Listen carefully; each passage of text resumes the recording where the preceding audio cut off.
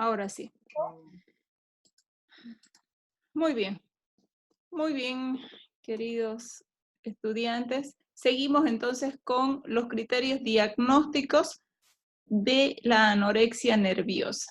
¿Y qué dice como primer punto los criterios diagnósticos? Como punto A, habla sobre el rechazo a mantener un peso corporal por encima del valor normal, considerándose para la edad y para la talla. Entonces, se habla de que el peso debe ser inferior al 20%, además de que tiene que tener un índice de masa corporal menor al 17,5. Entonces estamos hablando de que ahí ya podemos considerar a una persona con anorexia, además de los siguientes puntos, ¿no? Además de que debe haber un fracaso en conseguir el aumento del peso normal durante el periodo de crecimiento. Por eso es que se habla de que este peso debe ser inferior al 20% del esperable. Como segundo punto, tenemos un miedo intenso a ganar el peso o a convertirse en una persona obesa, incluso estando por debajo del peso normal. Como tercer punto, tenemos la alteración de la percepción del peso, de las siluetas corporales, la exageración de su importancia en la autoevaluación o la negación del peligro que comporta el bajo peso corporal. Como punto D, tenemos ya en las mujeres postpuberales la presencia de la amenorrea. Tiene que haber amenorrea. Por ejemplo, la ausencia de al menos 3 ciclos menstruales consecutivos ya se considera como, como un punto de criterio importante en la anorexia nerviosa. Por eso es que aquí ya se ven afectados los tratamientos hormonales o con la administración de estrógenos. Se debe especificar si es del tipo restrictivo, si es del tipo mixto o si es del tipo compulsivo compurgativo. Pasamos. ¿Qué es lo que se va a hallar en los exámenes de laboratorio? Miren, es importante el poder realizar un diagnóstico de anorexia nerviosa, evidentemente con todos los signos y los síntomas que ya les he manifestado, pero esto porque realmente hay un gran riesgo de que corre la vida del paciente al padecer de esto. Los pacientes se ven alterados hemodinámicamente. Estamos hablando que en general la vida física del paciente sí tiene altas probabilidades de terminar en una unidad de terapia intensiva por todo el daño que se ha comprometido por la inanición que está presentando. Entonces, en laboratorio se tiene que ver de que al pedirle y hacer todos los exámenes de laboratorio correspondientes, lo más probable es que se encuentre que una aparición de leucopenia, una anemia, dependiendo del tiempo de evolución que lleve la enfermedad. Si seguramente tiene 3 meses, muy probablemente esté entre leve y moderada, pero esto va a ir avanzando gradualmente por todo lo que se ha evitado comer. También una trombocitopenia. Dentro de la bioquímica importante que se ve es la deshidratación que se puede reflejar. Incluso hay los niveles altos de urea en sangre. También puede haber una hipercolesteremia. La función hepática puede estar aumentada. Puede haber una hipomagnesemia, una hipocinsemia, una fosfatemia. Entonces estamos hablando de que en general los minerales se pueden ver disminuidos a nivel sanguíneo. Además de que también los vómitos autoinducidos pueden producir una alcalosis metabólica. Esto acompañado de que puede disminuir el potasio y el sodio y el cloro en sangre. Entonces estamos hablando de que la reposición de hidroelectrolitos va a ser una fuente principal. Por eso es que necesita un abordaje rápido con unidad de cuidados intensivos. También vemos que a nivel hormonal pueden estar dentro de lo normal o bajo la T3, la T4, y esto también puede llegar a causar otra sintomatología. Ya las mujeres pueden presentarse con niveles séricos bajos de estrógeno. Evidentemente, esto hace de que también disminuya, pues, ¿no?, el papel ovulatorio y también se atrasen estos ciclos menstruales. En el hombre puede haber disminución de la testosterona y todo esto puede ser ya un patrón para tomarse en cuenta cuando existe la anorexia. En el electrocardiograma, ¿qué es lo que se puede observar? Una bradicardia sinusal y en ocasiones arritmia. En el electroencefalograma pueden haber anormalidades difusas que reflejan una encefalopatía metabólica y esto sí puede ser una grave complicación si es que no se resuelve porque podrían haber algunas alteraciones ya cognitivas a largo plazo. Luego, en el estudio cerebral por imágenes, ya sea una tomografía o una resonancia, se puede ver un aumento del ventrículo del cerebro relacionado con la desnutrición. Bueno, en realidad en ambos se puede ver porque esto va a ser paralelo. ¿Y cuál es el tratamiento? El tratamiento fundamentalmente para una anorexia de tipo nerviosa, por el grado de complejidad que implica esta enfermedad, es necesario que sea internada la paciente, porque un tratamiento de forma ambulatorial no resultaría. Es más, los cuidados que se deben de tener, primeramente deben ser en una unidad de terapia intensiva, cuidados bajo una sonda por alimentación o una alimentación enteral, y además de esto un control y un monitoreo constante de lo que son sus signos vitales y bueno, todo control respiratorio y etcétera. Entonces, principalmente hay que precautelar esa parte hemodinámica. Posteriormente, ya seguramente se va a hacer la derivación a un centro psiquiátrico, en donde en el centro psiquiátrico ya se va a abordar las ideas distorsionadas y erradas que tiene sobre la percepción de ella misma o él mismo. Entonces, todo esto va a llevar a que a raíz de eso se pueda cortar ese círculo maligno, vicioso, en donde no puede controlar el hecho de seguir con esas dietas extremas o con provocar alguna forma de anular lo que ha ingerido. Todo esto ya se hace en un psiquiátrico. Entonces, primeramente tenemos el centro de unidad de terapia intensiva y posteriormente el psiquiátrico. Ya después de eso, ahí sí se puede hacer un tratamiento de recuperación del peso porque tiene que ir en ascenso. Esto se hace de la mano con un apoyo tanto cuidando la parte hemodinámica con un médico internista, la parte de nutrición con un nutriólogo y la parte psiquiátrica que trabajan ahí, entonces ya conformando ese equipo. Cuando conforman ese equipo, dentro de la parte de internación, se tiene que hacer controles estrictos y una dieta alimenticia cada hora, cada 2 horas, cada media hora, incluso dependiendo del peso de la paciente y el grado de cantidad de masa muscular que haya perdido y también la parte en cómo se encuentre, si tolera o no tolera el poder alimentarse. Entonces, todo esto es un proceso bien largo. Estamos hablando de un tiempo de internación aproximadamente de unos 3 meses como un término medio, en donde se logra poder elevar el peso entre unos 10 a 12 kilos, dependiendo de la paciente y también dependiendo de la respuesta con el tratamiento farmacológico psiquiátrico que se utilice, porque es fundamental. ¿Cuál es ese tratamiento farmacológico psiquiátrico?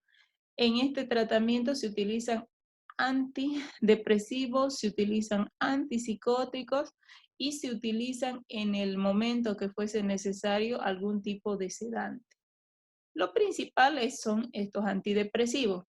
El antidepresivo que se utiliza con mayor frecuencia porque eleva el deseo de poder alimentarse, genera bastante apetito, y además disminuye todos estos sentimientos de depresión, de esta dismormofobia, el sentirse tan mal por querer ingerir algún alimento y tener que engordar. Entonces, el que quita eso se llama un antidepresivo que es de la familia de los IRSS, que es la mirtazapina. Entonces, es un antidepresivo dual que actúa muy bien en eso. Y aparte también tiene un efecto sedativo que tiende a hacer dormir a la paciente. Por eso es que se lo da casi siempre en dosis fraccionadas y de noche. Estamos hablando un inicio con unos 15 miligramos por la noche. Posteriormente, como segundo fármaco, para seguir tratando las ideas distorsionadas que tiene la paciente, se utiliza la olanzapina, que este es un antipsicótico de los nuevitos de la última generación, que tiene una afinidad por tratar igual las ideas que están erradas en la mente de la paciente o del paciente, y que además de esto aumenta, estimula el apetito. Esto porque actúan sobre ciertas hormonas. Hay una hormona que nosotros generamos en nuestro cuerpo que se llama grelina, y que esa hormona precisamente hace que al estimularse se aumente el apetito. Entonces, todo eso funciona de esa manera, se unen un antipsicótico con un antidepresivo y se puede generar esta mejora clínica en la paciente. Además, evidentemente, ¿no? Si es que todavía necesita hidratación, lleve la colocación de algunas soluciones fisiológicas, hidratantes, y esto tiende a ser progresivo y gradual su evaluación y mejora.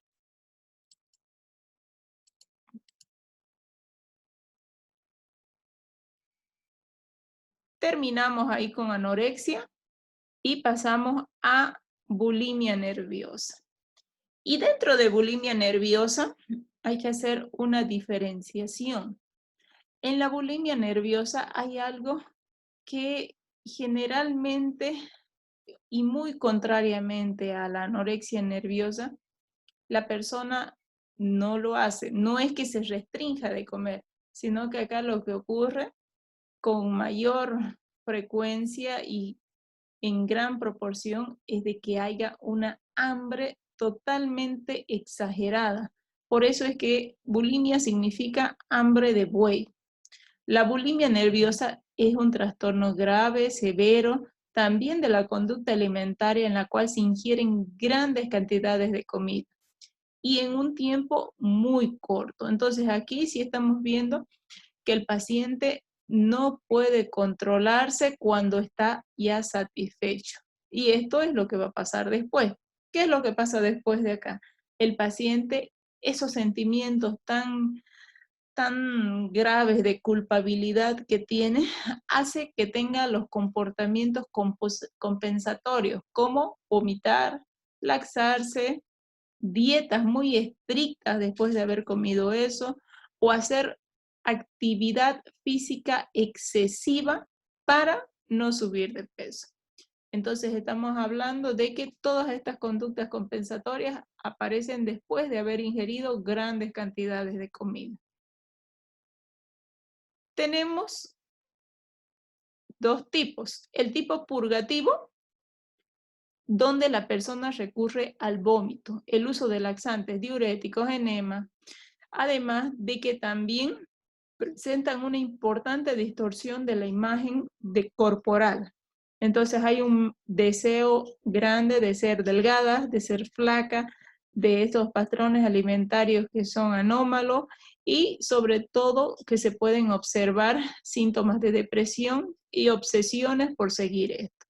Y tenemos el no purgativo, que aquí la persona tiene el uso de otras conductas que son compensatorias, como el ayuno o una práctica de ejercicio que sea bien intensa. ¿Cuáles son las causas de la bulimia?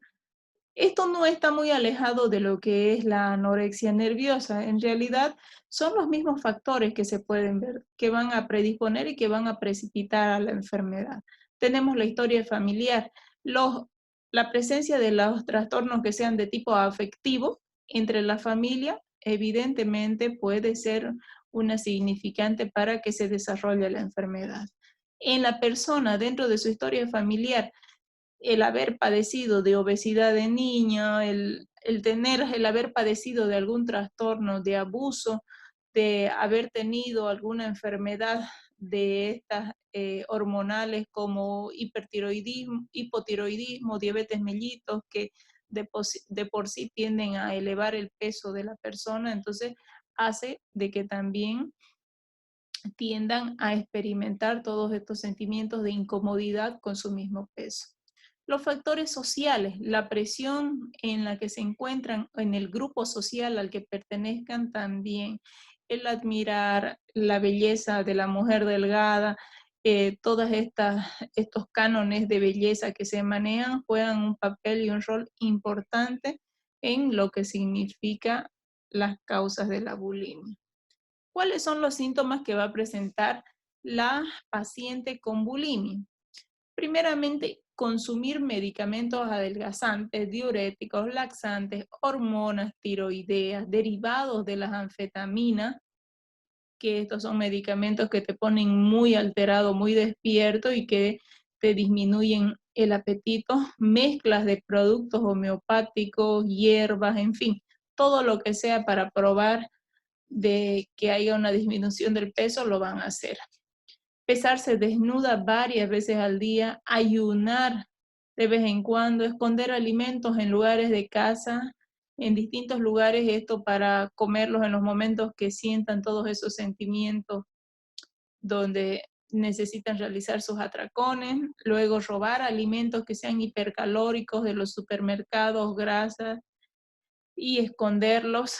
Luego se preocupan constantemente por la comida, tienden también siempre a hablar sobre las calorías, el peso, las dietas, todo lo estricto que tenga que llevar con eso, van al baño. Esto es un síntoma, en realidad es un signo muy importante el tomar en cuenta, que posterior a lo que han ingerido, van al baño y se autoprovocan el vómito. Entonces, siempre hay una manifestación de decir de que se sienten mal, de que están descompuestas, de que les cayó pesada la comida, de que, bueno, no hubo una buena digestión, en fin, todo esto para poder de alguna manera justificar de que si vomitaron o de que si les vino una diarrea o en fin.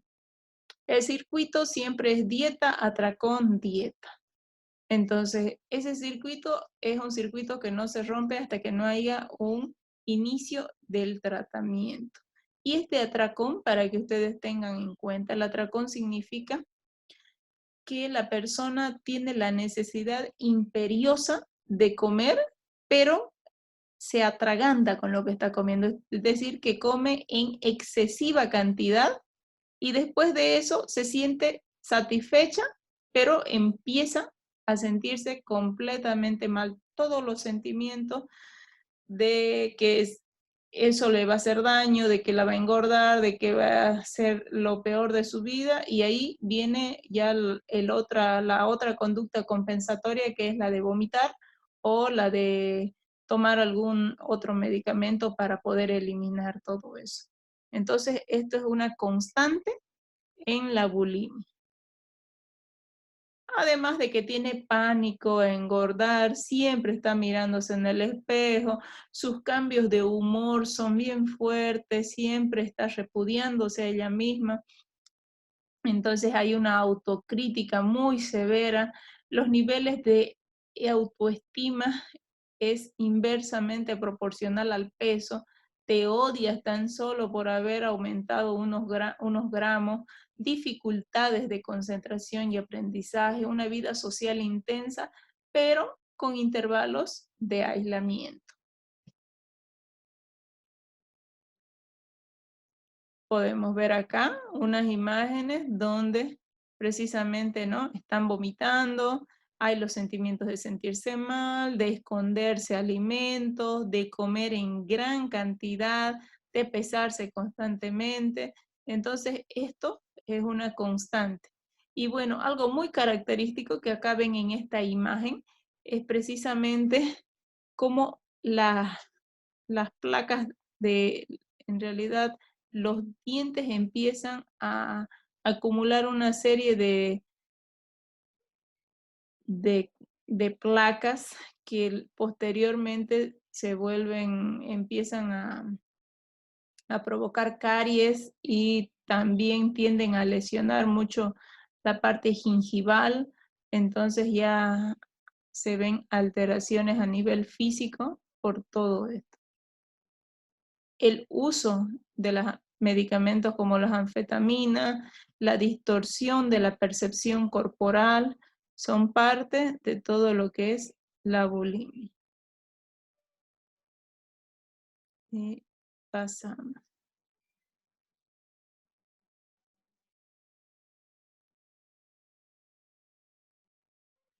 ¿Cuáles son los criterios diagnósticos que manejamos en bulimia?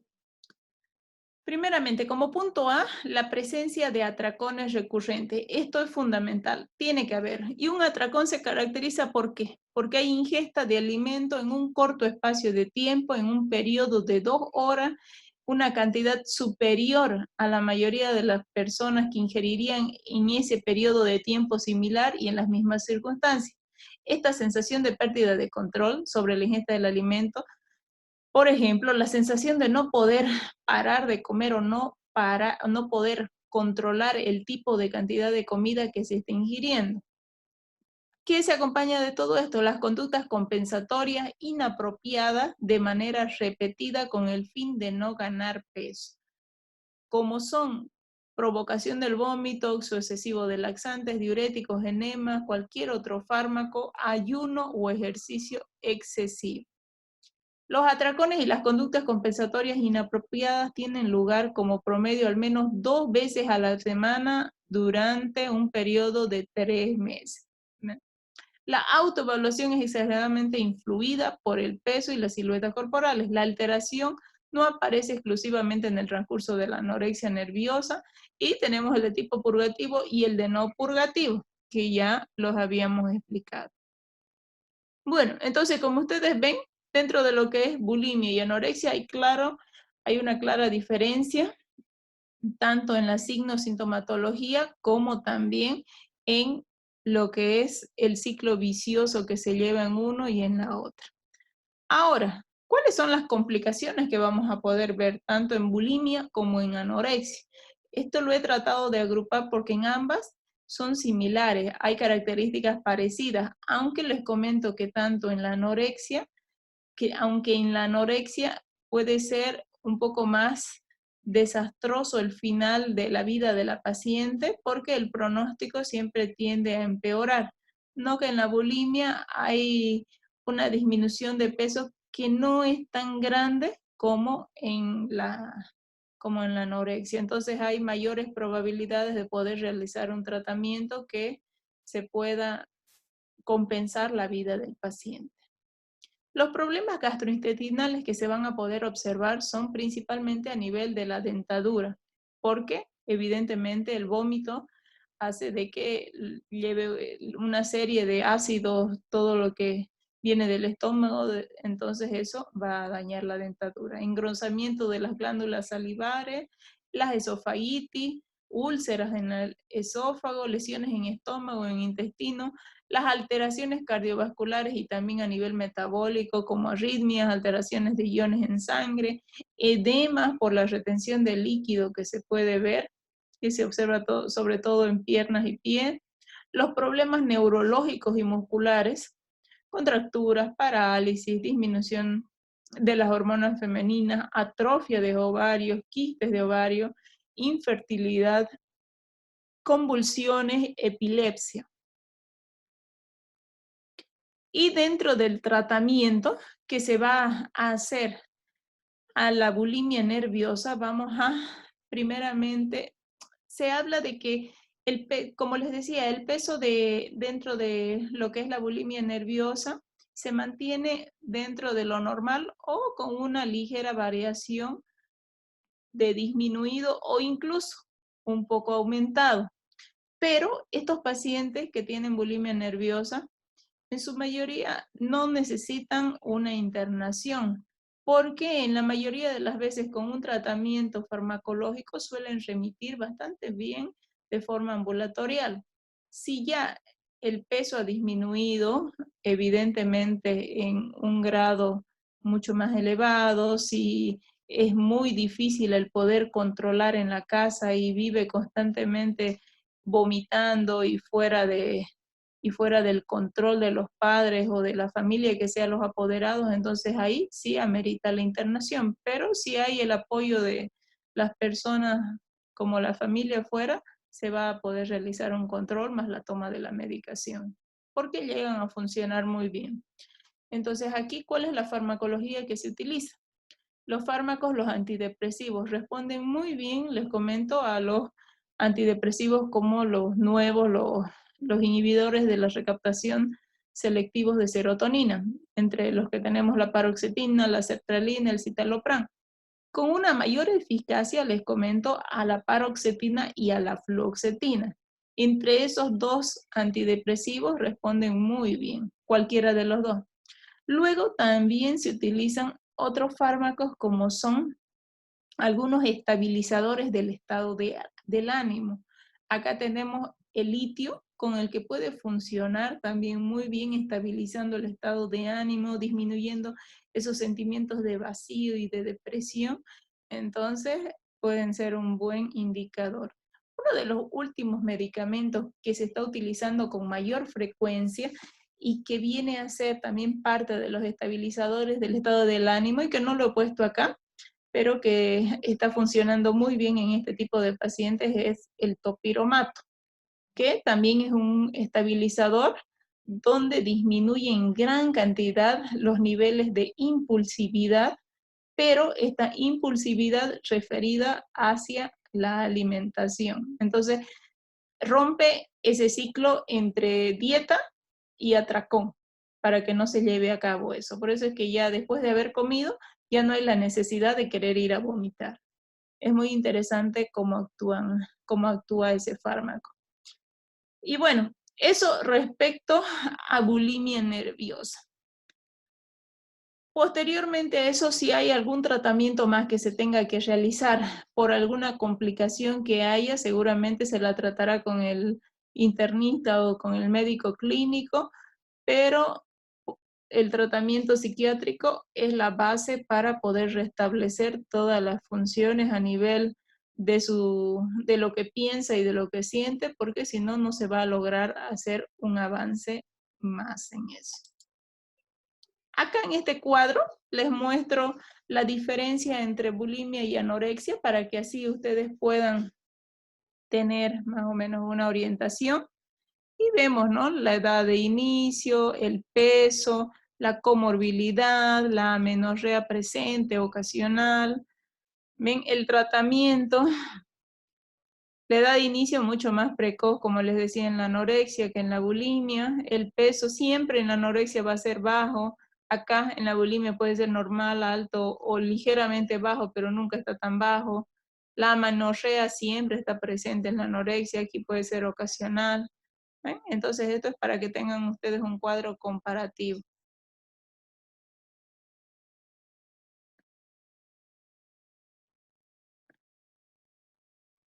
Aquí esta foto para que así puedan ver de que la figura de la mujer no siempre tiene que ser la que nos imponen las redes sociales.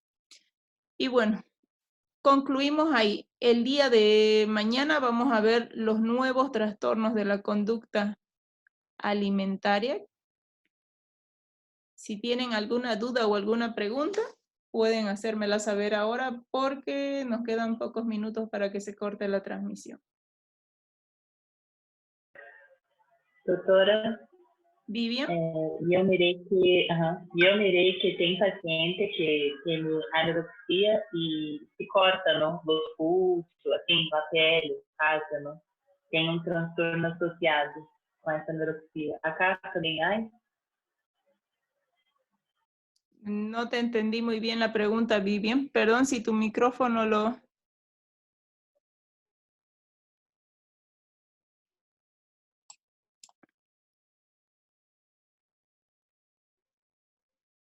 Vivian. Vou tentar novamente. A ver, Aquela Vivian. pergunta está mejor? Sí, ahora a ver. Ya. Quando a paciente tem o transtorno de anorexia, não? Ya. E eu mirei que algumas dessas pacientes se cortam, não? Com objeto cortante, com cuchillo, com estilete, não? Se realmente tem essa característica, acá também é assim? Se Te é com- normal ou não sei, só pergunto. Te comento que suelen hacerse daño, pero no es un daño como para autoinfligirse y ya cometer un suicidio, sino más es un daño llamativo, como para dejar de hacer lo que estaban haciendo, pero por no querer comer. Porque lo principalmente en su mente de la paciente que tiene anorexia es no comer. No quiere comer y no quiere comer por nada del mundo.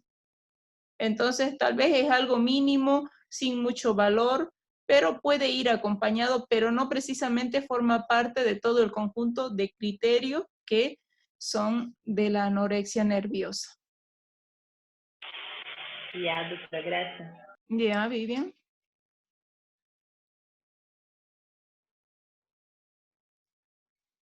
¿Alguien más, jóvenes?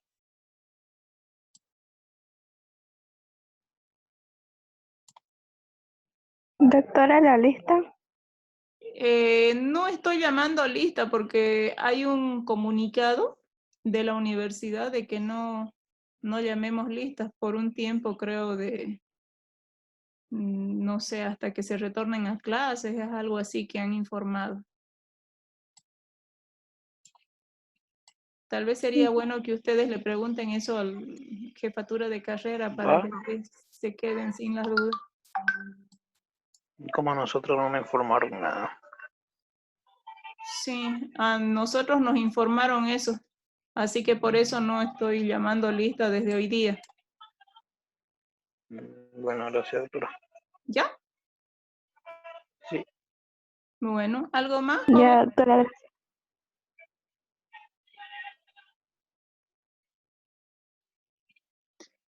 Bueno, jóvenes y señoritas, estamos entonces, voy a hacer la finalización porque ya se me va a cortar en 2 segundos más. Y mañana nos vemos a la misma hora. Que descanse. Hasta mañana, Tchau, doutora. doctora. Hasta luego. Hasta mañana.